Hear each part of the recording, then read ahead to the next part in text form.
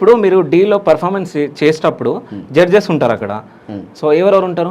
Shekhar master, ఇంకా Johnny master అప్పుడప్పుడు వస్తారు, గణేష్ మాస్టర్, ప్రియమణి, వీళ్ళందరూ ఉంటారు. అంటే వీళ్ళందరూ హెల్ప్ చేయరా? చేస్తారు, ఎందుకు చేయరు, హెల్ప్ మరి? చేయరు. మనం అంటే ఎంతవరకు అడగాలో అంతవరకే అడగలుగుతాం, కానీ వాళ్ళని ప్రెషర్ చేయలేము కదా మనం. ఇది నీ లైఫ్ కదా.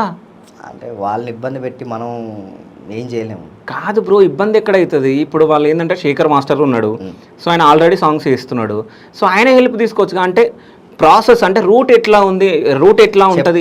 మాస్టర్ ఈ విధంగా ఉంటుంది రాజు, ఈ విధంగా చెయ్యంటారు. ఆ టైంలో ఏంటంటే కార్డులు ఎప్పుడు వస్తాయి, ఇప్పుడు ఆయన రోజు మనం డైలీ ఫోన్ చేసి మాస్టర్ ఎప్పుడు వస్తాయి అని మనం అడగలేము. ఓకే.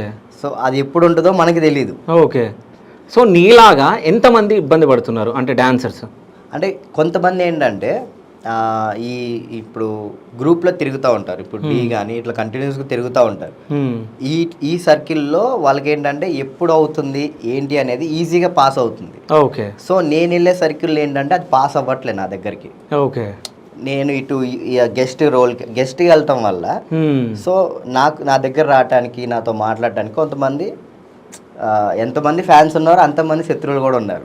ఓకే. సో నా దాకా రానివ్వట్లే కొంతమంది. ఓకే.